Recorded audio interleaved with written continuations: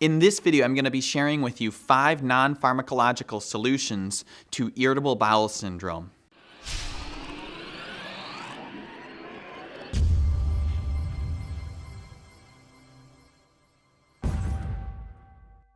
How's it going, guys? This is Chris with HealthyConsumer.com, back with another episode of TGIF, Talking Gut Immuno Fridays, where we talk about gut health, sinus health, and improving your immune function through lifestyle choices. If that sounds like something that's interesting to you, be sure to subscribe and hit the little bell so you never miss another video again. I think it's pretty clear that people know they need to change what they eat so they can feel better, but not as many people are looking at changing how they should eat. And I think that's a critical factor when you're trying to cope and manage irritable bowel syndrome. So with that in mind, tip number 1 is to create a relaxed environment where your body feels ready to eat. So when you go to eat and you're feeling really rushed, maybe you've had a lot going on before you're sitting down to eat, then it's time to take 5 deep breaths in and out through the nose, in for a 1-to-2 ratio, so you're breathing in for 4 seconds and maybe exhaling for 8. Just 4 to 5 of those breaths will help take the edge off that fight or flight where you feel like you're running away from a tiger all the time. This has helped me a lot, and it doesn't have to be obvious or weird. People don't even have to notice that you're doing it. You can just do it slowly in the background and just listen to conversation if you're with other people. This prepares your body that food is coming and we're going to focus on eating food. So going with that, you want to make sure that you don't have cell phone or other distractions, anything that's going to pull you away from the one thing that you're doing right in that moment, which is eating and digesting food. So tip number 2 builds off that, and we want to think about when we eat, we're chewing each bite for at least 15 to 20 chews. Now that might seem like a lot to you, but in order to really use our digestive system properly, we need to start breaking things down with the saliva and amylase and all these different things that are in our saliva and make use of our entire digestive system.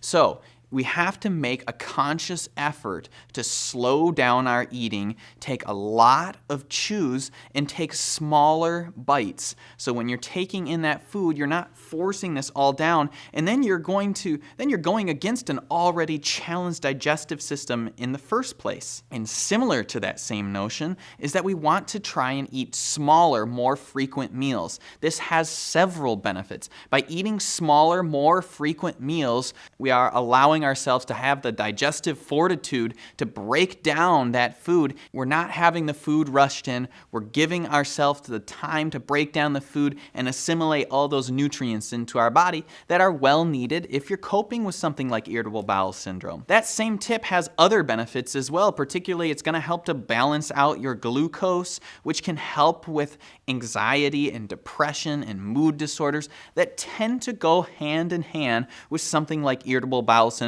or other types of gut pathology in general. And so going along with the how is tip number 4, and that is to try and avoid eating late at night and to back that off a little bit. So if you're eating closer to 1 hour before bedtime, try and slowly back that off so we're giving yourself at least an hour and a half before bedtime. If you're going to bed around 9 or 10, you should be aiming for, realistically, the latest eating at 7:30 p.m. The last thing we want to do is when we have a digestive system that's challenged is to challenge it even more. So again, we're thinking about the how. And similarly is tip number 5, which is creating a long-term strategy for stress management and anxiety so your body always feels ready to take in food. And for me, the way that I do that is through scheduling in 3 to 5 minutes of meditation at least per day. I do that when I go to bed.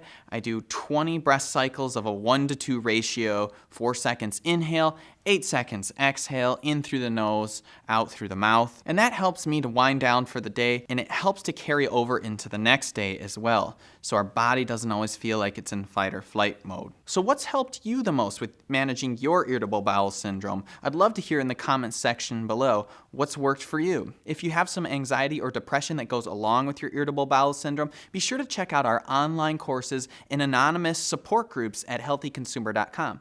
I'll be sure to link that in the description below. This has been another episode of TGIF. I try to post every Friday at 5 p.m. Eastern Time, so be sure to check back then. If you enjoyed this video, be sure to subscribe and hit the little bell so you never miss another video again. I look forward to seeing you next Friday.